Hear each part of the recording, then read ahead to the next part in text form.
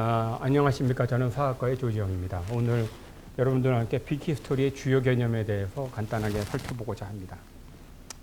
여러분들한테 말씀드린 것처럼 빅히스토리는 빅뱅 138억 년 전에 있었던 우주의 모든 것의 시작인 빅뱅부터 시작해서 오늘 그리고 앞으로 미래까지 있는 시간을 모두 다 다루는 분야입니다.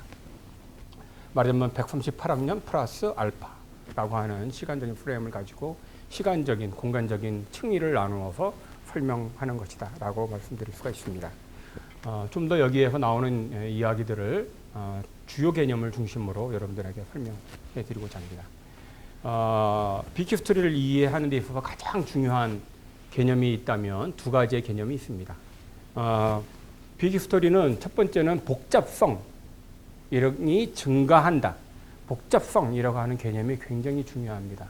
그 복잡성이 증가한다라고 하는 것인데, 예를 들어서 쉽게 표현하면 빅뱅 이후에 처음 만들어져 우주가 원자의 형태로 만들어졌을 때 당시의 우주는 원자라는 측면에서는 수소가 한 75%, 그 다음에 헬륨이 뭐 24%, 그 다음에 나머지 뭐 조금, 거의 우리는 그냥 4분의 3은 수소고 4분의 1은 헬륨이다 정도 생각을 하면 됩니다. 그래서 수소와 헬륨으로 만들어진 형태로 우주가 만들어져 있죠.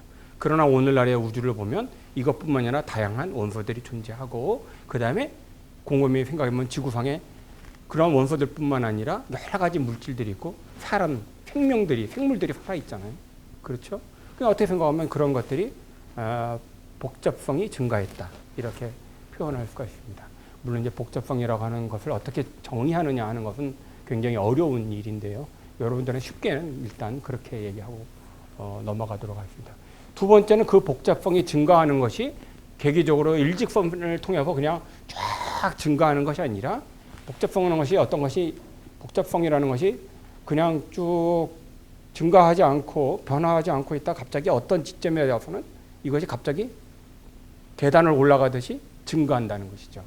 그리고 그 단계가 지나가면 새로운 단계가 되면 그 새로운 단계는 기존 단계와 전혀 다른 형태의 복잡성들이 계속 유지가 되면서 가게 되는 거죠.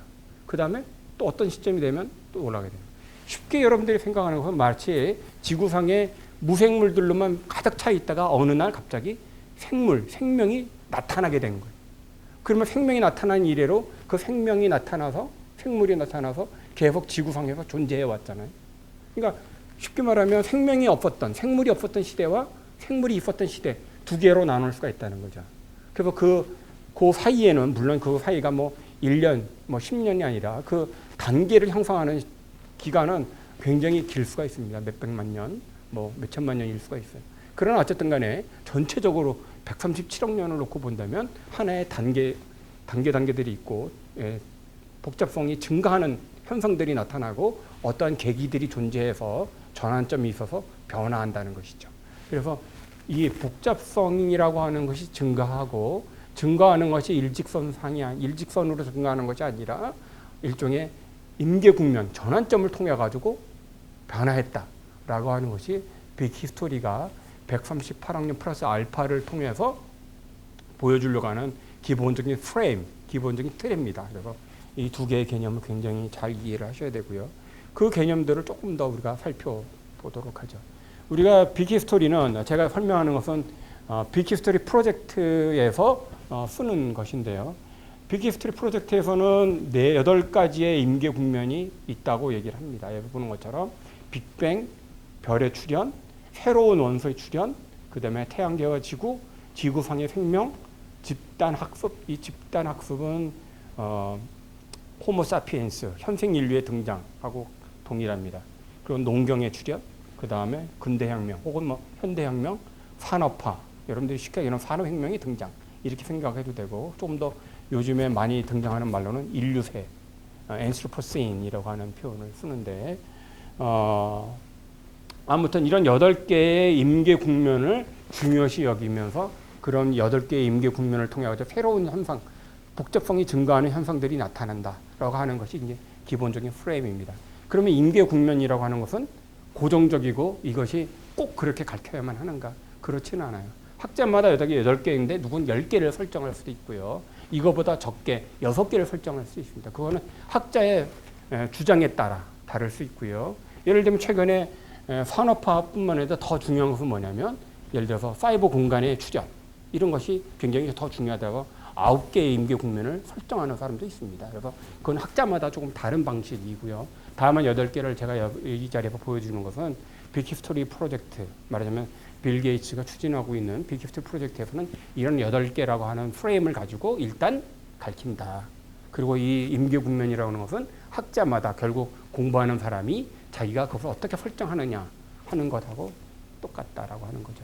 임계 국면은 여러분들 쉽게 얘기하면 이렇게 설명해 드릴 것 같아요. 여러분들이 어렸을 때 초등학교 갈 때 나이가 먹으면 초등학교를 가게 되죠. 그러면 초등학교 가기 전과 그 전이 굉장히 삶이 달라져요. 그죠? 고등학교의 삶과 대학교 삶이 굉장히 다르잖아요. 똑같은 학생도 있나요? 아무튼 굉장히 달라지거든요. 그런 것처럼 우리의 인간의 삶도 임계 국면, 스트레스 홀드가 지나면 굉장히 달라지는, 질적으로 굉장히 달라지죠. 그런 것들을 우리가 학자들이 말하자면 설정해 놓은 것이다라고 하면 됩니다. 이 복잡성의 증가라고 하는 것은 이제 크게 어떤 요소들이 있고 그런 요소들이 골드락스 컨디션이라고 하는 골드락스 조건이라는 것을 그 설정이 조건이 되면 컴플렉시티 복잡성이 증가하는 현상들이 나타난다 라고 하는 것이 기본적인 프레임입니다. 쉽게 말하면 기존에 어떤 요소들이 있는데 그 요소들이 골드락스 조건이 안 만들어지면 이것이 복잡성이 출현하지 않고 그냥 있다가 골드락스 조건이라는 것들이 만들어지면 그것이 결합이 되고 조합이 돼서 새로운 어떤 현상, 새로운 특성을 가지는 어떤 물질들이 출현하게 된다. 이런 것이 이제 기본적인 프레임입니다. 그래서 그런 이 요소들과 골드락스 조건 컴플렉시티의 증가라고 하는 것들이 방금 전에 말한 이런 8가지 현상에서도 다 똑같은 방식으로 적용해서 설명될 수가 있습니다. 물론 아까 말한 대로 임계 국면은 스트레스홀드는 여러 형태로 우리가 주장할 수가 있죠. 복잡성이라고 하는 것은 뭐냐면 여기서 보는 것처럼 자동차는 이렇게 다양한 부품이 있습니다. 그렇죠? 여러분들 다양한 부품이 있습니다. 이 다양한 부품이 있는데 이 다양한 부품 중에서 대강 큰 게 이렇게 차체와 바퀴죠. 그래서 우리가 자동차 모습을 보기에는 차체에다가 바퀴 정도를 붙이면 자동차의 모습은 나옵니다. 다른 부품들은 붙이지 않고 자동차 바퀴하고 차체를 붙여놓고 자동차는 갈 수가 있나요? 전혀 갈 수가 없어요. 이 부품들은 자동차의 부품들이긴 하지만 그 부품들은 그 하나하나가 다 별개의 것이죠. 그래서 다양한 요소들이 기존에 존재합니다.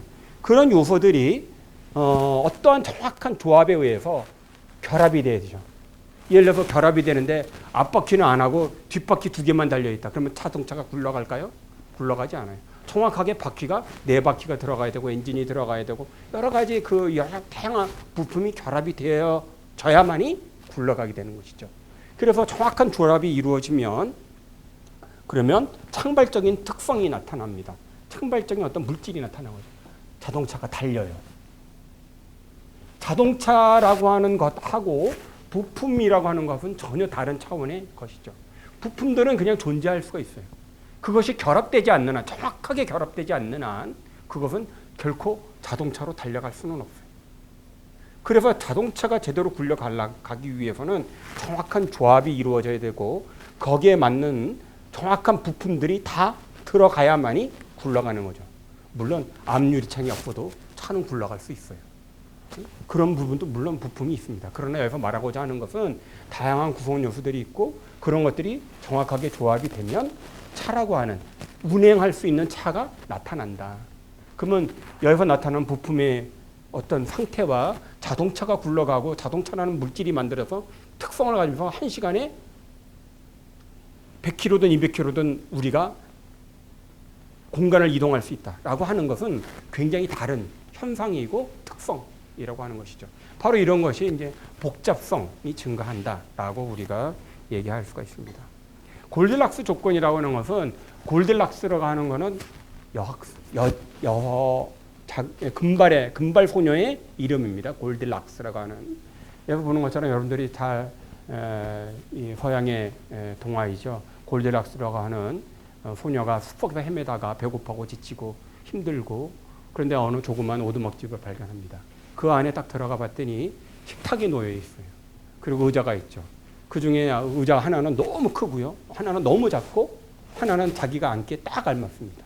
그리고 거기에는 배고픈데 때마치 딱 수프가 있어요. 그래서 숲을 보니까 어떤 건 너무 뜨겁고 하나는 너무 차갑고 하나는 뜨겁고 하나는 차갑고 하나는 딱 먹기 알맞아요. 그래서 그 알맞은 수프를 먹죠. 그러고 나서 이제 배가 부르니까 어떻게 해요? 2층에 올라갔더니 큰 침대가 있고 아주 작은 침대가 있고 자기가 잠자기에 딱 알맞는 just right한 그런 침대가 있어요. 그래서 잠을 자게 되죠. 그래서 그 잠자고 있는 동안 엄마곰, 아빠곰, 애기곰이 들어옵니다. 여기 있는 것처럼.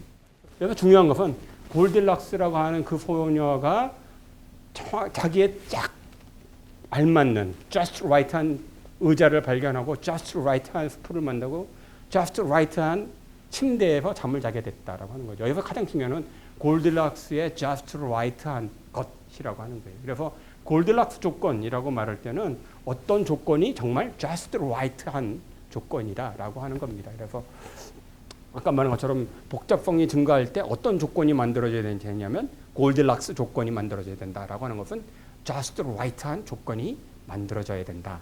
이런 뜻이다라고 말할 수 있습니다. 탕발증의 특성이라고 하는 것은 우리가 쉽게 설명하면 부분적으로 존재할 때는 나타나지 않았던 성격이나 물질이 합쳐졌을 때, 조합이 정확하게 이루어졌을 때 just right한 골디락스 조건이 형성되었을 때 나타나는 것, 이것을 말하는 것이죠. 물을 예를 들어 볼까요? 수소와 산소는 무색무취의 기체입니다. 그러나 이 두 개의 수소와 한 개의 산소가 만났을 때는 물이라고 하는 새로운 물질, 새로운 특성을 가지고 있는 것이 만들어지죠. 우리는 138억 년 플러스 알파의 역사를 이렇게 보면 이런 현상들이 계속 반복적으로 일어났다는 거죠. 네? 새로운 형태, 새로운 단계의 탕발적인 특성과 물질이 나타났다는 거죠. 그것을 큰 것들을 간추려서 대개 한 8가지, 뭐 10가지가 있다. 뭐 이런 식으로 우리가 이야기를 하는 겁니다. 그래서 아까에서 보여드린 것처럼 빅히스토리 주요 개념은 어떤 요소들, 기존에 어떤 요소들이 존재하고 어떤 요소들이 있고 그 요소들이 그냥 있을 뿐만 아니라 골딜락스 조건이라고 하는 just right한 조건들이 만들어지면 그 조건에서 복잡성이 증가한다. 이렇게 우리가 이해를 하고 이런 것들이 다 그런 방식으로 설명을 하고 있습니다. 예를 들면 5번째 임계 국면에 있는 생명을 얘기를 해보죠. 여러분들이 생명을 얘기한 것처럼 아까도 간단히 얘기했지만 생물이 없던 시대, 생물이 있었던 시대 이 두 개로 크게 나눌 수가 있고 이 두 시대는 질적으로 다른 시대를 가지고 있어요. 적어도 지구의 역사에 있어서는 새로운 수준의 창발성, 새로운 수준의 다양성, 그리고 새로운 수준의 복잡성들이 출현하게 되죠. 그리고 그 생물들이 나타나면 그것들이 또 새로운 형태로 증가하면서 여러 가지 새로운 형상들을, 새로운 복잡성들을 만들어내죠. 그죠? 그래서 이제 여기 있는 것처럼 구성 요소가 있냐면 DNA와 RNA를 포함하는 복잡한 화합물, 여러 가지 화합물들이 있죠. 그 화합물들이 어떤 골디락스냐면 적당한 양의 에너지들이 있는 곳, 그리고 액체 상태의 물. 왜 액체 상태냐면 기체는 너무나 이 원자나 분자들이 막 떠돌아다니니까 한꺼번에 결합해가지고 뭔가를 만들기 굉장히 어렵거든요. 고체는 너무나 딱 갇혀 있으니까 서로 섞여서 새로운 것들을 만들지 않아요. 그러니까 액체의 상태라고 하는 것은 떠돌아다니면 서로 만나서 뭔가를 만들 수 있는 가능성이 굉장히 높죠. 그래서 이런 액체 상태의 물에 어떤 적당한 에너지가 공급이 돼서 분명히 저러한 화학물들이 결합을 해서 최초의 생명체가 나타났을 것이다 라고 보는 겁니다. 그래서 그 결과가 우리가 흔히 생물의 특성이라고 하는 물질대사 항상성, 생식, 적응이라고 하는 4가지 특성을 가지고 있는 생물체가 등장한다 라고 하는 방식으로 우리가 이해를 하는 것이죠. 빅히스토리의 이런 그 주요 임계 국면에 여기 있는 것처럼 아까 8가지를 얘기했지만 예를 들어서 소행성에 의한 공룡의 멸종을 주요한 또 임계 국면을 얘기할 수 있습니다. 왜 6,500만 년 전에 있었던 소행성에 의해서 공룡이 멸종한 게 왜 중요하죠? 그것에 의해서 공룡이 사라졌죠. 공룡이 사라졌기 때문에 그 빈 공간을, 빈 영역을 누가 차지하냐면 포유류가 차지하게 되고 그 포유류가 그래서 진화할 수 있는 시간적인 공간적인 여유를 갖게 돼서 결국 진화해서 인류가 출현해서 오늘 이렇게 될 수 있었던 것이죠. 근데 만약 소행성이 지나가면서 몇 분 혹은 몇 분 늦게 혹은 몇 분 빠르게 태양으로 접근했다면 오다가 어떻게 해요? 지구에 부닥치지 않고 밀수하겠죠. 그죠? 그랬으면 어떻게 공룡이 사라지지 않고 여전히 있을 거예요. 그러면 인류가 출현하게 될까요? 농경이 출현할까요? 오늘날의 산업사회가 등장할까요? 아마 여기 있는 것들은 존재하지 않았을 거라는 거죠. 그토록 중요해요. 그러나 어떤 학자들은 이것이 다른 것보다 조금 중요성이 적어라고 하면 이걸 빼고 다른 걸 넣고 이거는 마이너한 작은 임계 국면으로 놓을 수가 있다는 거죠. 그러나 또 어느 학자들은 아니야. 그 사람이 공룡을 연구하는 사람인데 이게 굉장히 중요한 거거든. 그러면 주요한 또 임계 국면을 넣을 수가 있어요. 그러니까 아까 말한 대로 임계 국면이라는 건 학자마다 굉장히 다를 수 있다. 그리고 이런 것들이 그 현상 때문에 다음 현상이 나타나기도 하고 방금 전에 소행성의 공룡의 물정처럼 사라지기도 하는 그러한 현상들이 존재한다라고 하는 것이죠. 생물의 경우에서도 생물의 탄생이라고 하는 것, 그 다음에 호모사피엔스 등장이라는 것이 메이저 임계 국면이죠. 하지만 그 안에는 다양한 또 작은 임계 국면들이 존재할 수 있을 수 있어요. 그죠? 원의 생물들하고 진의 생물이 나고 그다음에 다세포 유기체가 나타나고 뇌가 나타나고 이런 여러 가지 형태의 작은 임계 국면들이 존재할 수가 있습니다. 그래서 그러한 임계 국면들을 우리가 만들어 놓고 같은 생물의 진화, 생물의 부분을 보더라도 이런 흐름을 따라서 아까 말했던 어떤 요소들이 있고 어떤 골드락스 조건이 있으면 어떤 것들이 나타난다. 어떤 상황 조건이 되면 진핵 생물이 나타난다. 어떤 조건이 되면 육상 생물이 나타난다. 이런 방식으로 우리가 물론 굉장히 도식적으로 꼭 배워야 한다 하는 뜻은 아닙니다. 그러나 하나의 스토리텔링, 하나의 프레임을 가지고 이해를 하면 아무래도 전체적인 것을 쉽게 이해할 수 있는 장점이 있기 때문에 그런 방식으로 우리가 공부를 하는 것이죠. 지금 현재 우리나라에서는 이 빅히스토리에 관한 책이 여러 가지가 있습니다. 아까 여러분들한테 얘기했던 그 시간의 지도라고 하는 책뿐만 아니라 여기서 보는 것처럼 여러 책들이 있습니다. 예를 들어서 하버드에 있는 에릭 세송이라고 하는 천문학자, 하버드 대학교 교수인 에릭 세송이 쓴 에픽 오브 에볼루션이라고 하는 책도 있습니다. 또 뭐 좀 더 종교적인 색채를 굉장히 띠고 영성, 스피리추얼리티를 강조하는 사람이 쓴 우주 이야기, 우주 속으로 걷다라고 하는 책도 좀 있고요. 이 빌 브라이슨이 쓴 거의 모든 것의 역사는 사실은 빅히스토리 하는 사람들은 빅히스토리 영역이 아니다라고 이제 얘기를 합니다. 왜냐하면 거의 모든 것의 역사는 일단 인류가 등장하는 호모사피엔스 등장하는 장면에서 끝납니다. 근데 빅히스토리는 그걸 다 연결하고 플러스에다가 미래까지 얘기를 하고자 하는 것이죠. 그런 측면에서 다르고 그리고 거의 모든 것의 역사는 굉장히 그 과학자들이 어떤 가졌던 경험이라든가 그런 재미로운 흥미로운 이야기들 이런 얘기들로 많이 돼 있어요. 그러나 빅히스토리는 기본적으로 전체적인 틀, 지도를 설명해주고 이야기를 하려고 한다는 측면에서 굉장히 다른 것이다라고 얘기할 수가 있어요. 그러나 어떤 사람들은 뭐 다 얘기하는 거 아니야? 라고 하는 측면에서는 그럼 뭐 늘 수도 있다라고 생각이 되지만 그러나 엄정한 의미에서는 거의 모든 것의 역사는 사실은 빅히스토리라고 말하기 굉장히 어렵고요. 그 외에 이제 프레드 스피어라고 하는 네덜란드 학자가 쓴 빅히스토리와 인류의 미래라고 하는 책이 있습니다. 이 책은 굉장히 생화학자이신데요. 에너지라고 하는 측면에서 빅히스토리를 썼습니다. 그러니까 빅히스토리를 처음부터 끝까지 빅뱅부터 오늘날 그리고 미래까지 얘기하면서 모든 것을 다 얘기해야 되는 것은 아니고 어떠한 하나의 주제, 에너지라고 하는 주제를 가지고 쭉 이야기할 수도 있다라고 하는 것을 얘기하고요. 미국에서 최근에 나온 빅히스토리 Between Nothing and Everything이라고 하는 책은 미국의 호주의 빅히스토리 대학 교재로서 만들어진 책입니다. 그래서 지금 빅히스토리라고 하는 학문 분야는 재작년에 처음으로 전 세계에 걸쳐서 전 세계의 국제학술대회가 열렸어요. 제1회. 그러니까 빅히스토리는 정말 지금 막 태어났어요. 138억 년 플러스 알파를 다루는 학문이지만 공식적으로는 지금 학회라고 하는 측면에서는 한 2년, 3년밖에 되지 않았어요.